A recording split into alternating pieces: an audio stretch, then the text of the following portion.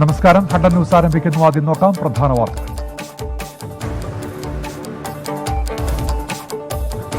Sister അഭയ കൊലക്കേസിൽ father Thomas കോട്ടൂരിന് ഇരട്ട ജീവപര്യന്തം. Sister സഫിക്ക് ജീവപര്യന്തം. 2 പ്രതികളും ചേർന്ന് 12 ലക്ഷം പിഴയൊടുക്കണം. തെളിവ് നശിപ്പിച്ച ക്രൈംബ്രാഞ്ച് മുൻ SP KT മൈക്കിളിനെതിരെ നടപടി വേണമെന്ന് കോടതി. ആരോപണങ്ങൾ അവിശ്വസനീയമെന്ന ജ്ഞാനായ സഭ.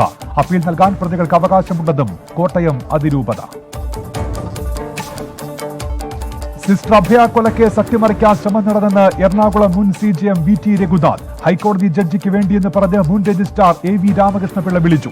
ഇടപെട്ടത് ജസ്റ്റിസ് സിറിക് ജോസഫ് എന്ന് പറഞ്ഞു കേട്ടു. ഉന്നത സ്വാധീനത്താൽ തന്നെ സ്ഥലം മാറ്റിയെന്നും അദ്ദേഹം പറഞ്ഞു.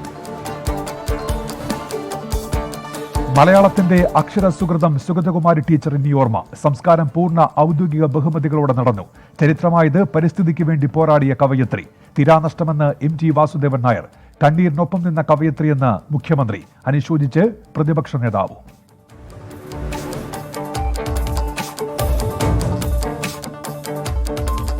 മുഖ്യമന്ത്രിക്ക് മറുപടിയുമായി ഗവർണർ. പ്രത്യേക നിയമസഭാ സമ്മേളനത്തിന് അനുമതി നിഷേധിച്ചതിൽ ഭരണഘടനാ ലംഘനമില്ല. നോട്ടീസ് നൽകേണ്ടത് 15 ദിവസം മുൻപ്. സഭ ചേരേണ്ട അടിയന്തര സാഹചര്യമില്ലെന്ന് വിശദീകരണം. മുഖ്യമന്ത്രി നൽകിയ കത്തിലെ വിവരങ്ങൾ ചോർന്നതിൽ ഗവർണർക്ക് അതൃപ്തി. PK കുഞ്ഞാലിക്കുട്ടി സംസ്ഥാന രാഷ്ട്രീയത്തിലേക്ക്. MP സ്ഥാനം രാജിവെച്ച് നിയമസഭാ തെരഞ്ഞെടുപ്പിൽ മത്സരിക്കും. 2021 ഭരണം കിട്ടിയില്ലെങ്കിൽ PK കുഞ്ഞാലിക്കുട്ടി ഐക്യരാഷ്ട്രസഭയിലേക്ക് പോകുമോ എന്ന് മന്ത്രി KT ജലീലിന്റെ പരിഹാസം. ജനങ്ങളെ കൊഞ്ഞനം കുത്തുന്ന തീരുമാനമെന്ന് BJP. കേന്ദ്ര സർക്കാരുമായി ചർച്ചയ്ക്ക് തയ്യാറാണെന്ന് കർഷക സംഘടനകൾ. തുറന്ന മനസ്സോടെ സതുദ്ദേശത്തോടെ സർക്കാർ ചർച്ചയെ സമീപിക്കണം. നിയമ ഭേദഗതിയല്ല, നിയമം പിൻവലിക്കുക തന്നെയാണ് വേണ്ടതെന്നും കർഷക സംഘടനകൾ. സ്വർണ്ണക്കടത്തുമായി ബന്ധപ്പെട്ട കള്ളപ്പണക്കേസിൽ M ശിവശങ്കർക്കെതിരായ എൻഫോഴ്സ്മെന്റ് കുറ്റപത്രം നാളെ. അന്വേഷണ ഏജൻസിയുടെ തിരക്കിട്ട നീക്കങ്ങൾ M ശിവശങ്കറിന് സ്വാഭാവിക ജാമ്യം ലഭിക്കുന്നത് ഒഴിവാക്കാൻ. ജാമ്യത്തിൽ വാദം കേൾക്കുന്നത് മാറ്റി. തെരഞ്ഞെടുപ്പ് തോൽവിയിൽ ഹൈക്കമാൻഡ് വിലക്ക് ലംഘിച്ച് K മുരളീധരൻ MP. പാർട്ടി നേതൃത്വത്തിന് വീണ്ടും പരസ്യ വിമർശനം. കാൽച്ചുവെട്ടിലെ മണ്ണൊലിച്ചു പോകുന്നത് ചിലർ അറിയുന്നില്ല. UDF പോകുന്നത് റിവേഴ്സ് ഗിയറിലെന്നും വിമർശനം. ഇന്ത്യയിൽ ഓക്സ്ഫോർഡ് വാക്സിൻ വിതരണം ജനുവരി മുതലെന്ന് സൂചന. ജനിതകമാറ്റം വന്ന കൊറോണ വൈറസ് മാരകമല്ലെന്ന് നീതി ആയോഗ്. വിമാനത്താവളങ്ങളിലും തുറമുഖങ്ങളിലും കോവിഡ് പരിശോധന കർശനമാക്കി. ക്രിസ്മസ് പുതുവത്സരാഘോഷങ്ങളിൽ ജാഗ്രത വേണമെന്ന് ആരോഗ്യമന്ത്രി KK ശൈലജ. ജനതാദളിൽ പിളർപ്പില്ലെന്ന് JDS കോഴിക്കോട് ജില്ലാ കമ്മിറ്റി. പാർട്ടിക്കുള്ളിൽ അഭിപ്രായ വ്യത്യാസമുണ്ടെങ്കിലും പിളർപ്പില്ലെന്ന് ജില്ലാ പ്രസിഡന്റ് K ലോഹ്യ. പുറത്താക്കപ്പെട്ട ചിലർ ഒത്തുചേർന്നാൽ അത് ജനതാദൾ ആകില്ലെന്നും അനന്തര ചർച്ചകൾ നടക്കുകയാണെന്നും അറിയിച്ചു. തദ്ദേശ തെരഞ്ഞെടുപ്പ് തോൽവിയുടെ പശ്ചാത്തലത്തിൽ സംസ്ഥാനത്തെ കോൺഗ്രസിൽ അഴിച്ചുപണിക്ക് AICC നിർദ്ദേശം. 4 DCC പ്രസിഡന്റുമാരെ മാറ്റും. കൂടുതൽ നടപടികൾക്കും സാധ്യത. ഡോക്ടർ MK മുനീർ MLAക്ക് കോവിഡ്. അടുത്ത് ഇടപഴകിയവർ ജാഗ്രത പാലിക്കണമെന്നും രോഗലക്ഷണങ്ങൾ ഉള്ളവർ ആരോഗ്യ പ്രവർത്തകരുമായി ബന്ധപ്പെടണമെന്നും MK മുനീർ. കൃഷിമന്ത്രി VS സുനിൽകുമാറിന് വധഭീഷണി. നിലപാട് മാറ്റിയില്ലെങ്കിൽ കൊന്നുകളയുമെന്ന് ഭീഷണി. വധഭീഷണി ഇന്റർനെറ്റ് ഫോൺ വഴി. മന്ത്രി DGPക്ക് പരാതി നൽകി. സംസ്ഥാനത്ത് 6169 പേർക്ക് കൂടി കോവിഡ്. 22 മരണം. 4808 പേർക്ക് രോഗമുക്തി. 5349 പേർക്ക് സമ്പർക്കത്തിലൂടെ രോഗം. KSRTC ഓർഡിനറി ബസ്സുകളിലെ സെസ് ഒഴിവാക്കി. 6 മാസത്തേക്ക് പരീക്ഷണാടിസ്ഥാനത്തിലാണ് തീരുമാനം. KSRTC CMDയുടെ ആവശ്യമനുസരിച്ചാണ് സെസ് ഒഴിവാക്കിയതെന്ന് ഗതാഗത മന്ത്രി AK ശശീന്ദ്രൻ. മുഖ്യമന്ത്രിയുടെ ദുരിതാശ്വാസ നിധിയിലേക്ക് നൽകിയ തുക തിരികെ നൽകാനുള്ള ഹൈക്കോടതി വിധിക്കെതിരെ ഗുരുവായൂർ ദേവസ്വം ബോർഡ് സുപ്രീം കോടതിയിലേക്ക്. സുപ്രീം കോടതിയിലെ മുതിർന്ന അഭിഭാഷകൻ മുഖേന ഹർജി നൽകും. തീരുമാനം ഇന്നലെ ചേർന്ന ഗുരുവായൂർ ദേവസ്വം മാനേജിംഗ് കമ്മിറ്റി യോഗത്തിൽ.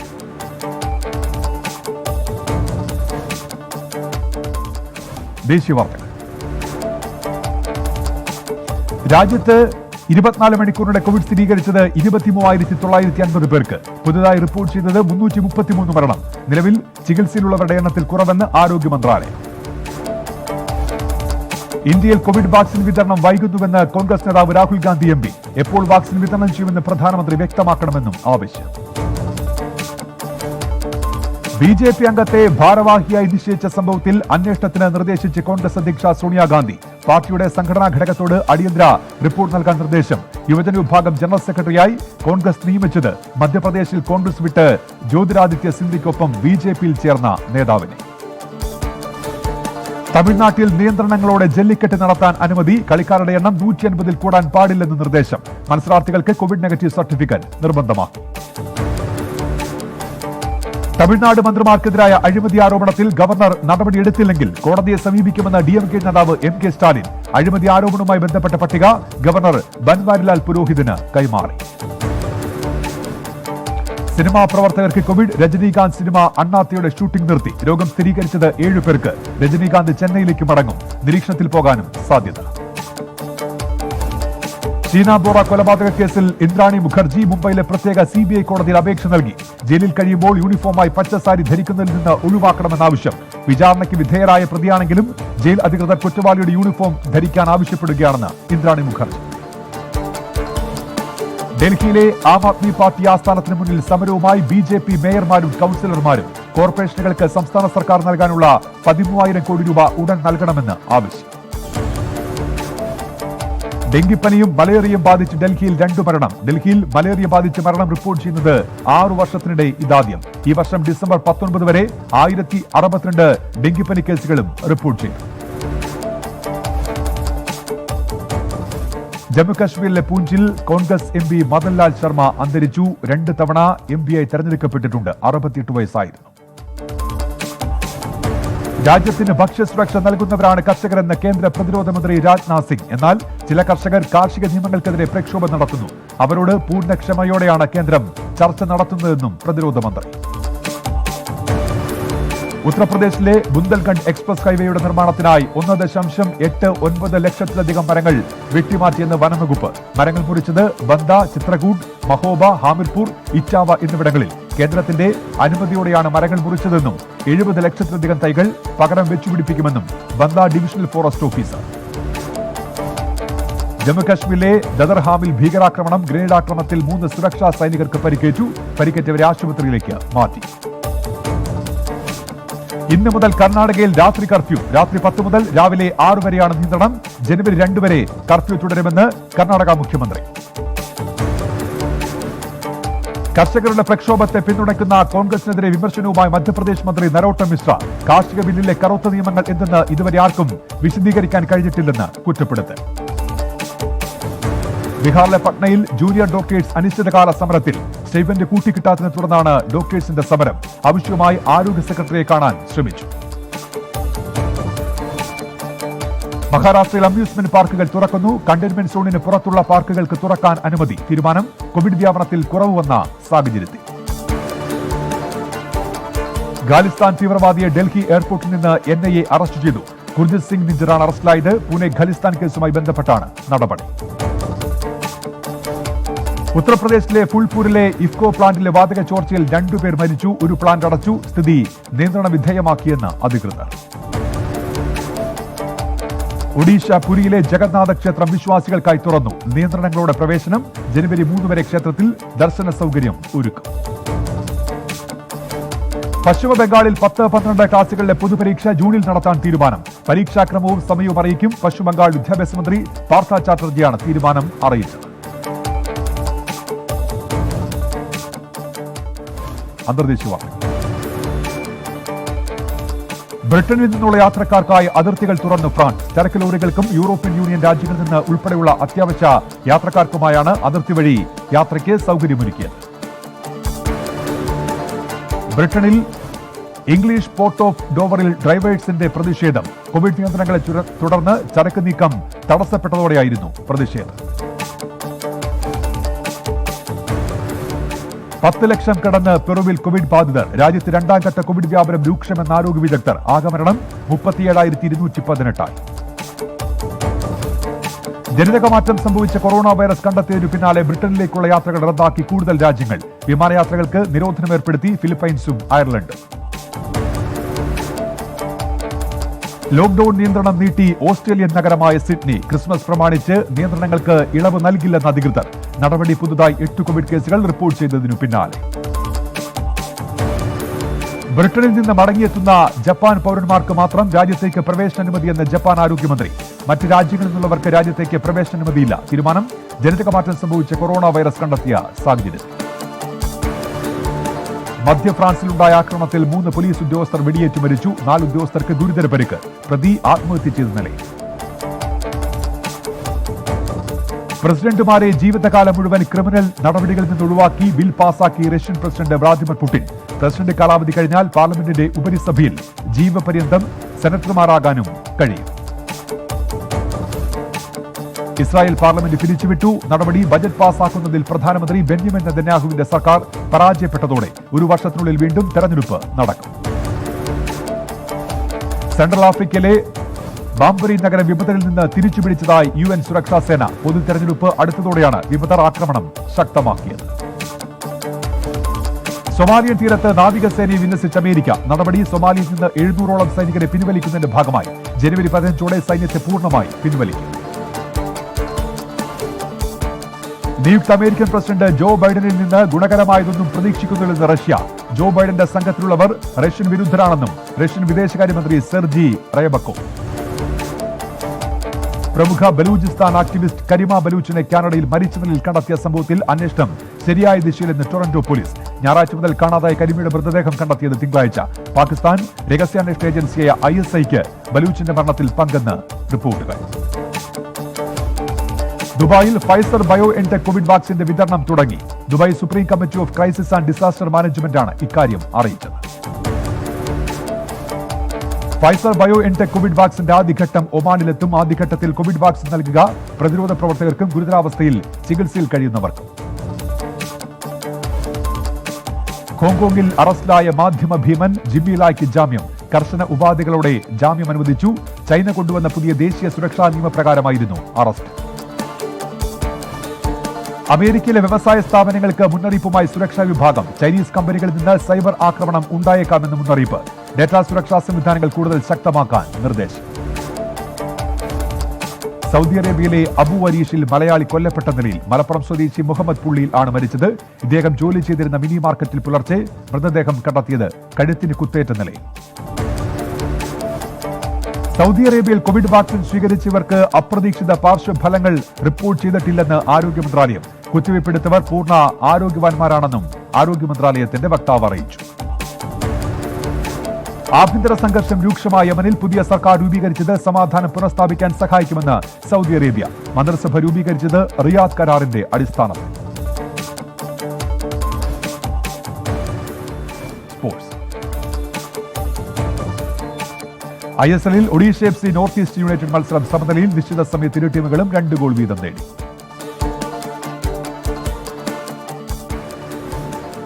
ISLൽ ഇന്ന് FC ഗോവ ജംഷഡ്പൂർ FC പോരാട്ടം. മത്സരം അല്പസമയത്തിനകം ഗോവ തിലക് മൈതാൻ സ്റ്റേഡിയത്തിൽ. ലാലിഗയിൽ ബാഴ്സലോണയ്ക്ക് ജയം. വല്ലാഡോലിനെ തോൽപ്പിച്ചത് മറുപടിയില്ലാത്ത 3 ഗോളിന്. ബാഴ്സക്കായി ഗോൾ നേടി മെസ്സി, ക്ലെമൻ ലെഗ്വലെ, മാർട്ടിൻ ബ്രേത്വെയ്റ്റ് എന്നിവർ.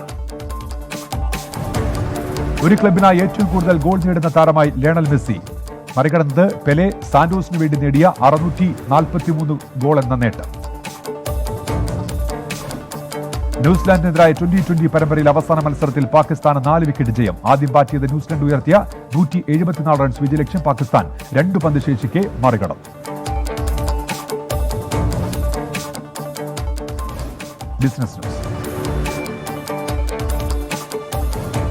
പ്രമുഖ ധനകാര്യ സ്ഥാപനമായ KLM ആക്ടിവ ഫിൻഫെസ്റ്റിന്റെ ബ്രാൻഡ് അംബാസിഡറായി മഞ്ജു വാര്യർ. തെക്കേ ഇന്ത്യ മുഴുവൻ KLM ആക്ടിവ ഫിൻഫെസ്റ്റ് പ്രവർത്തനം വ്യാപിപ്പിക്കും.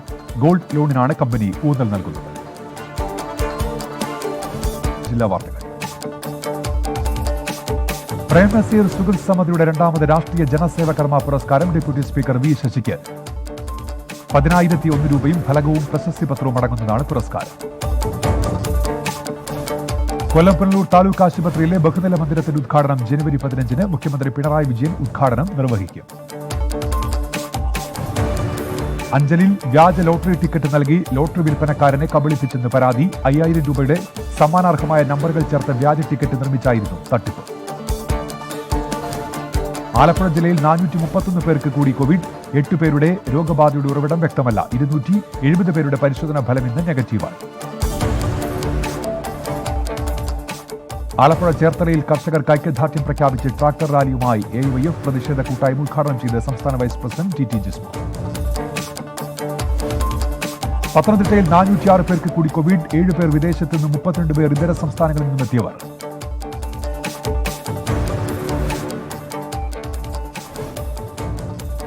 കുടുംബശ്രീ ജില്ലാ മിഷന്റെ നേതൃത്വത്തിൽ ടൗൺ ഹാളിൽ നാളെ ക്രിസ്മസ് ന്യൂ ഇയർ ഫെയർ. രാവിലെ 10 മുതൽ രാത്രി 8 വരെയാണ് മേള. കുടുംബശ്രീ സംരംഭകരുടെ വിവിധ ഉൽപ്പന്നങ്ങളുടെ പ്രദർശനവും വിപണനവും നടക്കും. കർഷക സമരത്തിന് ഐക്യദാർഢ്യം പ്രഖ്യാപിച്ച് പത്തനംതിട്ടയിൽ പ്രതിഷേധ സംഘവുമായി മുസ്ലിം യുവജന കൂട്ടായ്മ. ഉദ്ഘാടനം നിർവഹിച്ച് കേരള മുസ്ലിം ജമാഅത്ത് ഫെഡറേഷൻ ജില്ലാ പ്രസിഡന്റ് ഷാജഹാൻ. കോട്ടയം തിരുവാതിക്കലിൽ മോഷ്ടിച്ച ഓട്ടോറിക്ഷയുമായി യുവാവ് പിടിയിൽ, അറസ്റ്റിലായത് തിരുവാർപ്പ് കൊച്ചുപാലം സ്വദേശി അഭിലാഷ്. റോഡരികിൽ പാർക്ക് ചെയ്തിരുന്ന വാഹനമാണ് മോഷ്ടിച്ചത്. കോട്ടയം വൈക്കം IHDP കോളനിയിലെ യുവാക്കൾ അകാരണമായി പോലീസ് മർദ്ദിച്ചെന്ന് പരാതി. ചൂരൽ ഉപയോഗിച്ചുള്ള മർദ്ദനമേറ്റത് മനൂപ്, ഗിരീഷ്, ശോഭേഷ് എന്നിവർക്ക്. ഇടുക്കി ജില്ലയിൽ 242 പേർക്ക് കൂടി കോവിഡ് സ്ഥിരീകരിച്ചു. 237 പേർക്ക് സമ്പർക്ക രോഗബാധ. ജില്ലയിൽ ഉറവിടം വ്യക്തമല്ലാത്ത 5 കേസുകൾ. ഇടുക്കി അടിമാലി കൂമ്പൻപാറ മടമ്പടിയിൽ 1 കിലോയിലധികം കഞ്ചാവും 9 ലിറ്റർ വ്യാജമദ്യവും പിടികൂടി. പ്രതി കാരക്കാട്ട് വീട്ടിൽ മനു മണി ഓടി രക്ഷപ്പെട്ടു. പരിശോധന നടത്തിയത് ക്രിസ്മസ് പുതുവത്സര സ്പെഷ്യൽ ഡ്രൈവിന്റെ ഭാഗമായി. എറണാകുളത്ത് ഭിന്നശേഷിക്കാർക്കായി ക്രിസ്മസ് കേക്ക് നിർമ്മാണ പരിശീലനം നടത്തി. പരിശീലനം സംഘടിപ്പിച്ച് centre for empowerment and enrichment. Thrissur ജില്ലയിൽ 564 പേർക്ക് കൂടി കോവിഡ്, 546 പേർക്ക് സമ്പർക്ക രോഗബാധ. രോഗം സ്ഥിരീകരിച്ചവരിൽ 10 ആരോഗ്യ പ്രവർത്തകർ.